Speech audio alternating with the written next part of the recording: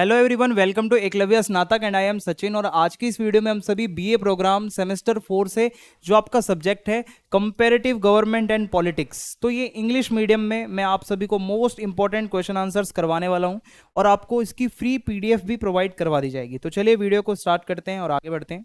अगर आपकी कोई भी क्वेरी तो आप मुझे इंस्टाग्राम पे मैसेज कर सकते हैं, मेरा यूज़र नेम आप सभी के सामने मेंशन्ड है।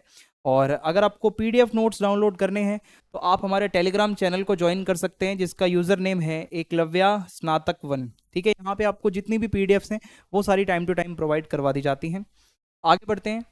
तो सबसे पहला क्वेश्चन है हमारे सामने, what are the distinguishing features of the presidential system of the United States. तो जो यूनाइटेड स्टेट्स है उसका जो प्रेसिडेंशियल सिस्टम है उसके फीचर्स आपसे पूछे जा रहे हैं। तो देखिए फिर इसमें क्या है, आगे बढ़ते हैं। सबसे पहले आपको बता दूं, यूएसए के अंदर जो है, जैसे हमारे देश में क्या है कि प्राइम मिनिस्टर को ज़्यादा तवज्जो दी जाती है, लेकिन आप अगर यूएसए की तरफ जाओगे तो यूएसए के अंदर वहाँ का जो प्रेसिडेंट होता है उसकी थोड़ी सी पावर्स ज़्यादा होती है। मतलब आप ये समझ लो, जो मेन जिसके हाथ में पावर होती है वो वहाँ का प्रेसिडेंट ही होता है। तो अभी फिलहाल अगर हम 2024 की बात करें तो जो बाइडन प्रेसिडेंट हैं, और एक कोई भी कैंडिडेट 2 बार से ज़्यादा प्रेसिडेंट नहीं बन सकता। वहाँ पे एक फिक्स्ड टर्म होता है कि हाँ भाई 2 बार ही बन सकते हो। ओके, सो करेंटली जो बाइडन है। तो अगर हम यूएसए की गवर्नमेंट को देखें तो यहाँ पे सबसे पहले इसके 3 पार्ट होते हैं। एक है एग्जीक्यूटिव, एक है लेजिस्लेचर और एक होते हैं judiciary.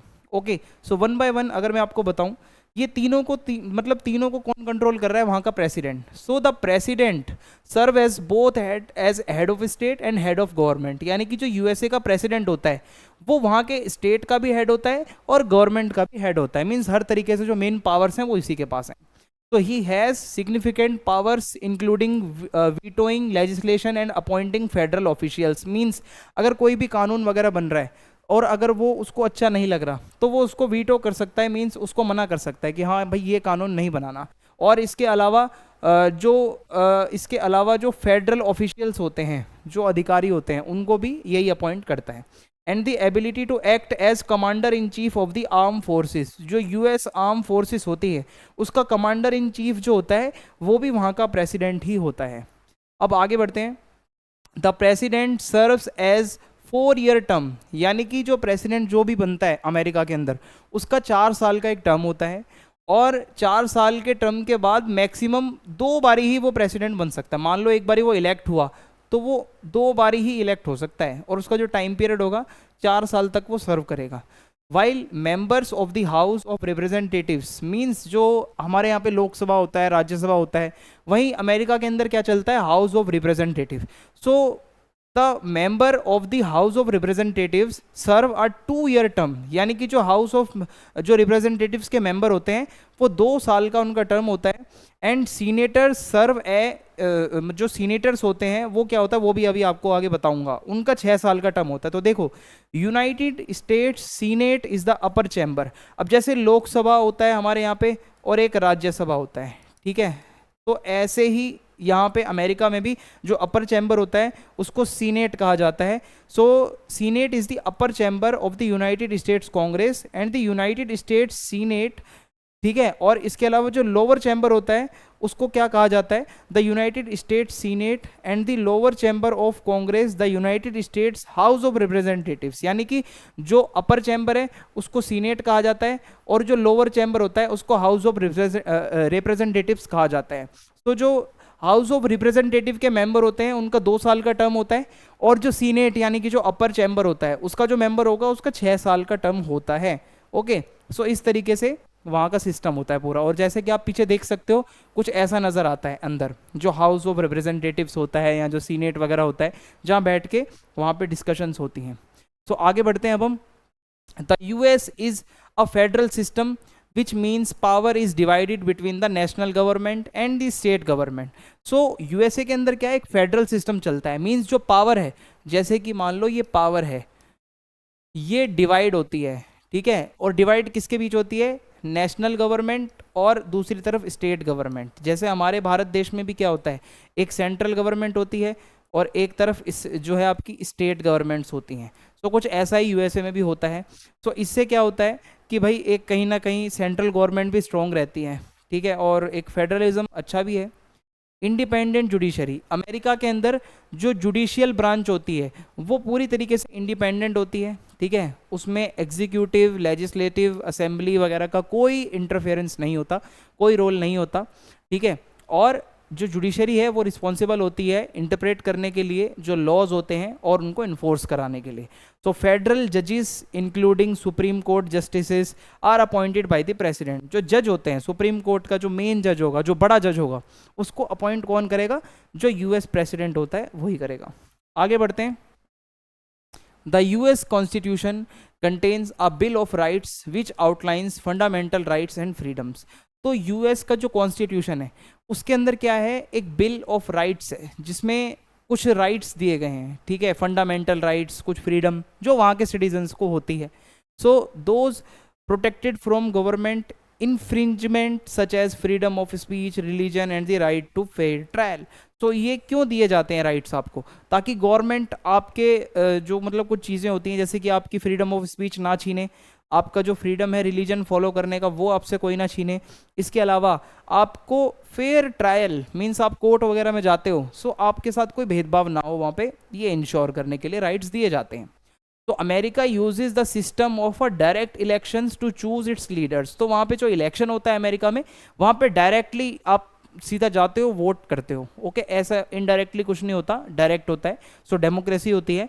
So this democratic process ensures that the leaders are accountable. Means इससे ये डेमोक्रेसी में ये होता है कि जो आपके लीडर्स होंगे वो अकाउंटेबल हैं, मीन्स कुछ भी वो गलत नहीं करेंगे, ओके। और जो भी अगर कुछ करते हैं तो उसका आंसर देना पड़ेगा उनको, they will be answerable, okay. और अगर वो गलत काम करेंगे so people can remove them, next elections में उनको हटा दो भाई, मत दो वोट। तो इस तरीके से होता है। अब आगे बढ़ें। टू पार्टी सिस्टम चलता है अमेरिका में। आप अगर अमेरिका में जाओगे तो वहाँ पे आपको यूनाइटेड स्टेट्स में दो पार्टियाँ दिखती हैं, एक है डेमोक्रेट्स और एक होते हैं रिपब्लिकन्स। तो इनको डेमोक्रेटिक पार्टी या रिपब्लिकन पार्टी भी कहा जाता है। बेसिकली टू पार्टी सिस्टम चलता है यूएसए के अंदर। तो एक तरफ एक लीडर जो होगा, मतलब मेनली कंपटीशन किसके बीच में होता है? डेमोक्रेट्स के बीच में और रिपब्लिकन्स के बीच में, okay. Let's move ahead. Next question is the explain the difference between unitary and federal political systems with suitable examples. So अब आपको क्या बताना है?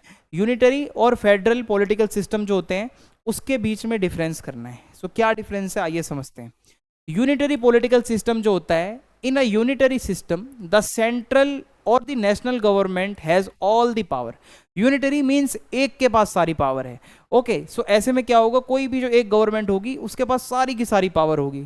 सब नेशनल गवर्नमेंट्स जो होती हैं जैसे कि स्टेट गवर्नमेंट या प्रोविंशियल गवर्नमेंट, उनकी पूरी जो अथॉरिटी होती है वो मेन गवर्नमेंट से आती है, या ये समझ लो बिल्कुल नाम मात्र की अथॉरिटी होती है। मेनली जो पावर होती है वो एक ही गवर्नमेंट के पास होती है। फीचर्स की बात करें, पावर सेंट्रलाइज्ड हो जाती है यूनिटरी में। देखो all major powers and functions are vested in the central government. Mean जो सेंट्रल गवर्नमेंट होगी उसी के पास सारे तरीके के राइट्स होंगे, सारी पावर्स होंगी। Limited autonomy. तो देखो जो सब नेशनल गवर्नमेंट्स होती हैं, जो स्टेट गवर्नमेंट्स होती हैं, उनके पास बहुत लिमिटेड पावर होते हैं, इसके अंदर बहुत ज़्यादा लिमिटेड, आप समझ लो ज़्यादा पावर होती ही नहीं है। Which are mostly delegated by the central government.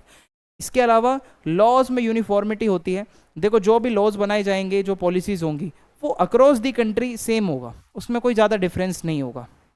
इसके अलावा एग्जाम्पल के लिए फ्रांस है। So in France we can see the national government in Paris has significant powers.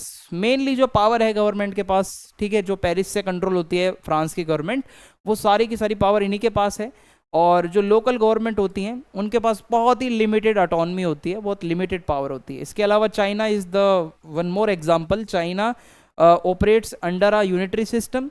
वहाँ पे भी यूनिटरी सिस्टम होता है वेयर द सेंट्रल गवर्नमेंट और the communist party has the all the powers, और ये कंट्रोल बीजिंग से होता है, ठीक है, बीजिंग सिटी से। और प्रोविंशियल गवर्नमेंट वगैरह के पास ज़्यादा इसमें पावर नहीं होती है। इसके अलावा फेडरल पॉलिटिकल सिस्टम। सो अब हम फेडरल की बात करते हैं। तो in a federal system power is divided between the central और नेशनल गवर्नमेंट। अब फेडरल में जब आप आते हो पावर यहाँ पे डिवाइड होने लगती है, ओके। यानी कि एक पावर का सोर्स है, ये शक्ति है, ये पावर है, ये सेंट्रल और स्टेट गवर्नमेंट्स, सेंट्रल, ठीक है, सेंट्रल और स्टेट गवर्नमेंट्स के बीच में डिवाइड हो जाएगी। मींस पावर का सेपरेशन होगा। अब इसके फीचर्स समझते हैं। पावर की शेयरिंग होती है. So both the central and sub national governments means state governments have their own jurisdiction and powers. So यहाँ पे क्या है, पावर शेयर हो जाती है. सेंट्रल गवर्नमेंट की अपनी अलग पावर है, स्टेट गवर्नमेंट की अपनी अलग पावर और अपने काम होते हैं. इसके अलावा ड्यूअल सोवरेनिटी, यानी कि each level of government acts independently with in its own sphere of influence, यानी कि जो भी उसका पर्टिकुलर एरिया होता है गवर्नमेंट का, वो उसमें इंडिपेंडेंटली काम करती है, किसी और का इंटरफेरेंस नहीं होता. डाइवर्स लॉज होते हैं, मींस सब नेशनल गवर्नमेंट या स्टेट गवर्नमेंट के लॉज अलग हो सकते हैं, सेंट्रल गवर्नमेंट जो होती है उसके लॉज अलग हो सकते हैं, वैरायटी हो सकती है. ओके. इसके अलावा एग्जाम्पल के लिए यूनाइटेड स्टेट्स सबसे बेस्ट है. The United states operates under a federal system. Federal system है वहाँ पे, वेयर द पावर, जो जितनी पावर होती है वो वॉशिंगटन डीसी से कंट्रोल होती है. ठीक है. और फेडरल गवर्नमेंट और स्टेट गवर्नमेंट्स जो होती हैं उसके बीच में पावर डिवाइड होती है. और हर स्टेट की अपनी एक गवर्नमेंट भी होती है, अपना कॉन्स्टिट्यूशन भी होता है और अपने लॉज भी अलग होते हैं. ठीक है. इसमें यूनिफॉर्मिटी नहीं होती. इसके अलावा जर्मनी एक और एग्जाम्पल है. Germany is an another example of the federal system, जहाँ पावर जो होती है वो डिवाइड होती है फेडरल गवर्नमेंट या सेंट्रल गवर्नमेंट और स्टेट्स के बीच में. जर्मनी में स्टेट्स को लैंडर कहा जाता है. ओके. तो each state has its own government. Her state की अपनी गवर्नमेंट है, अपना लेजिस्लेचर होता है, अपनी एक ऑटोनमी होती है अपने एरिया में, अपनी पॉलिसी होती है, अपनी पुलिस होती है. ठीक है. अपनी एजुकेशन सिस्टम होता है. तो ये है इसके अंदर. इसके अलावा What are the main features of the first past the post system? तो आइए समझते हैं इसमें क्या होता है. ये इलेक्टोरल जो आपका प्रोसेस होता है, इलेक्टोरल सिस्टम होता है, वो बहुत इंपॉर्टेंट रोल प्ले करता है कि कैसे वोट्स को आप सीट्स में कन्वर्ट करते हो. सो आप वोट वगैरह कैसे दोगे, क्या प्रोसेस होगा, क्या मेथड यूज़ किया जाएगा.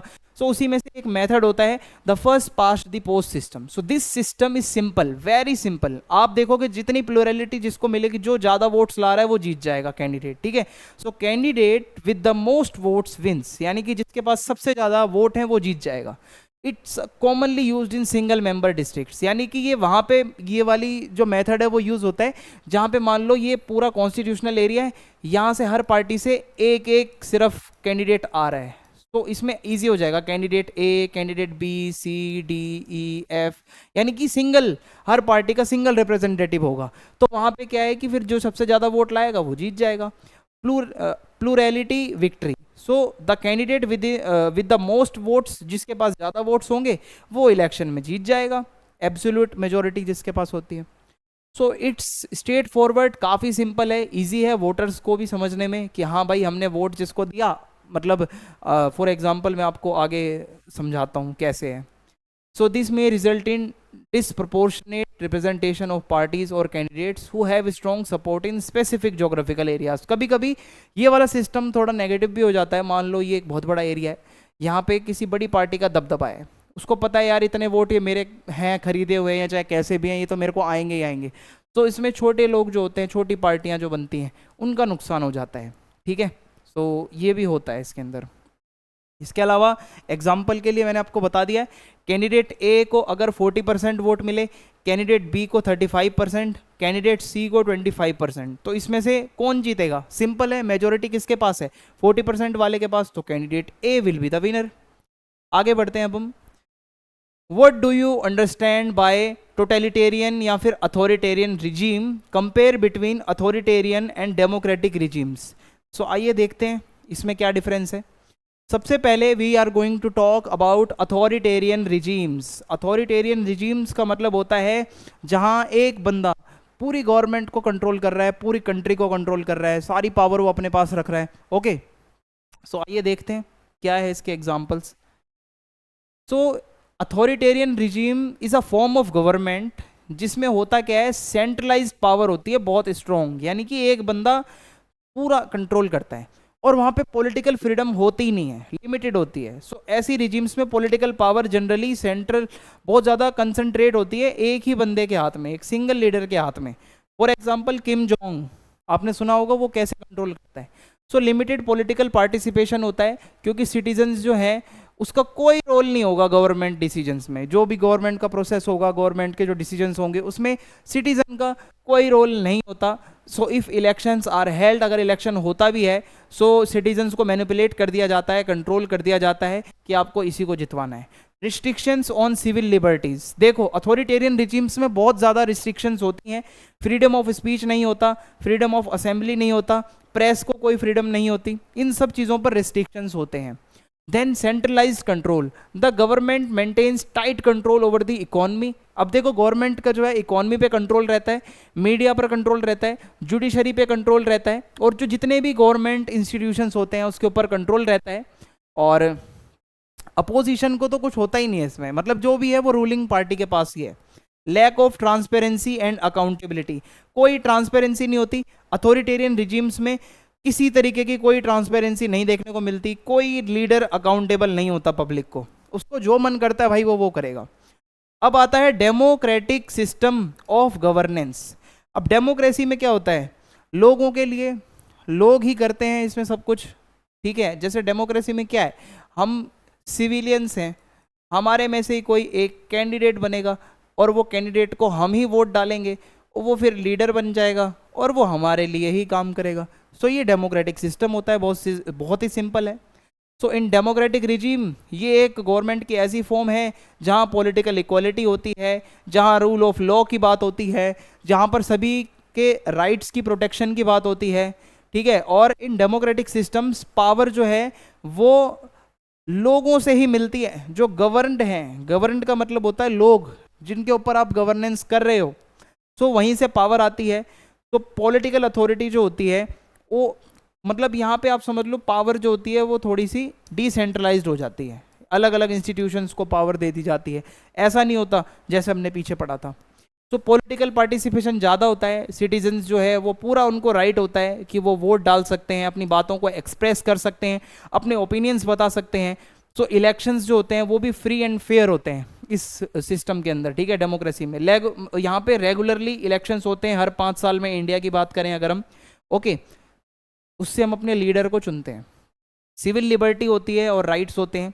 डेमोक्रेटिक रिजीम्स जो होती हैं उसके अंदर आपको फ्रीडम देखने को मिलती है, मतलब फ्रीडम ऑफ स्पीच, इसके अलावा असेंबल होने की आपको फ्रीडम मिलती है, रिलीजन आप कोई भी फॉलो कर सकते हो, प्रेस या फिर मीडिया को पूरी की पूरी फ्रीडम होती है, ठीक है। सो ये हमारा डेमोक्रेटिक सिस्टम होता है जो मैंने आपको बहुत अच्छे से बता दिया है।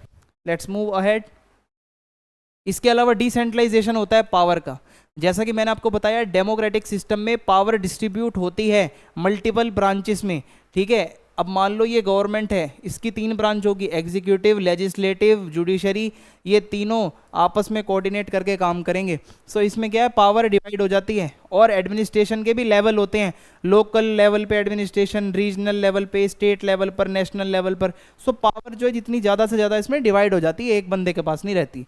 ट्रांसपेरेंसी भी होती है और अकाउंटेबिलिटी भी होती है। डेमोक्रेटिक गवर्नमेंट जो होती है वो जनरली ट्रांसपेरेंट होती है as compare to other forms of governments, और डिसीजन मेकिंग प्रोसेस में जनता का बहुत बड़ा रोल होता है, और जो लीडर होते हैं वो अकाउंटेबल होते हैं टू द पब्लिक। और इसके अलावा रूल ऑफ लॉ फॉलो होता है, सभी के लिए इक्वल रूल होना चाहिए। The next question is distinguish between one party, two party, multi party systems. Differentiate between which of the following do you think is best suited for the democracy?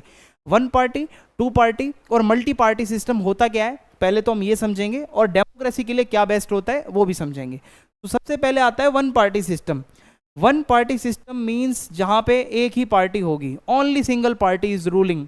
So in one party system only one political party is legally allowed to hold the power, okay. इसके अलावा opposition parties या तो ban होती हैं या होती नहीं है, अगर होती भी है तो बहुत फॉर्मेलिटी के लिए होती हैं, कंपटीशन में तो नहीं होती।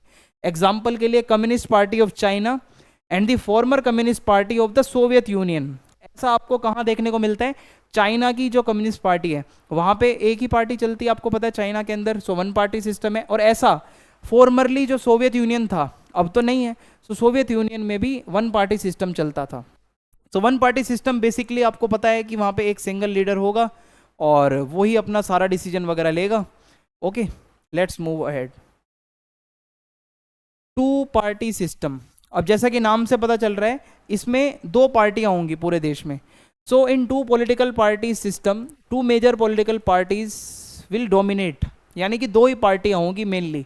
ऑल्दो और पार्टियां भी एग्जिस्ट कर सकती हैं, लेकिन जनरली इन्फ्लुएंस बहुत कम होता है उनका, मेनली जो मतलब डोमिनेशन होता है दो पार्टियों का होता है। जैसे कि यूनाइटेड स्टेट्स में मैंने आपको बताया था 2 पार्टी सिस्टम चलता है, डेमोक्रेट्स होते हैं और रिपब्लिकन्स होते हैं, अगर आपको याद हो थोड़ी देर पहले हमने पढ़ा था। ओके, सो इस तरीके से डेमोक्रेट्स, रिपब्लिकन्स, ये वाला सिस्टम जो है ये 2 पार्टी सिस्टम है जहाँ 2 ही पार्टियाँ होंगी। अब आते हैं मल्टी पार्टी सिस्टम। सबसे बड़ा एग्जाम्पल हमारा देश इंडिया, यहाँ पे BJP, Congress, Baspa, communist party, ठीक है, नेशनल पीपल्स पार्टी, आम आदमी पार्टी, कई सारी समाजवादी पार्टी वगैरह और भी कई पार्टियां आपको देखने को मिल जाती हैं। तो this system is called multi party system. और ये वाला जो आपका सिस्टम है ना, ये सबसे बेस्ट माना गया है फॉर द डेमोक्रेसी, क्योंकि इसमें ज़्यादा से ज़्यादा आप कह सकते हो कि वॉइसेस सुनी जाती हैं, ज़्यादा से ज़्यादा ओपिनियंस आपको देखने को मिलते हैं। ओके, सो आगे बढ़ते हैं। In a multi party system multiple political parties compete for the power, यानी कि पावर के लिए, सत्ता के लिए बहुत सारी मल्टीपल पॉलिटिकल पार्टीज होती हैं जो कॉम्पीट करती हैं। और इसके अलावा यहाँ पे एग्जाम्पल्स हैं, जर्मनी भी एक ऐसा देश है, इंडिया में भी है, और बहुत सारी यूरोपियन कंट्रीज में भी ये सिस्टम चलता है, ये सिस्टम फॉलो होता है। So which is best suited for democracy. अब इसके ऊपर बात करते हैं कि आखिर बेस्ट क्या है। तो देखिए, in general multi party systems are considered more representative. यहाँ पे क्या है, ज़्यादा से ज़्यादा आवाज़ें सुनी जाती हैं, तो बेटर माना गया है कि जो आपका मल्टी पार्टी सिस्टम होता है वो काफ़ी अच्छा माना गया है डेमोक्रेसी के लिए।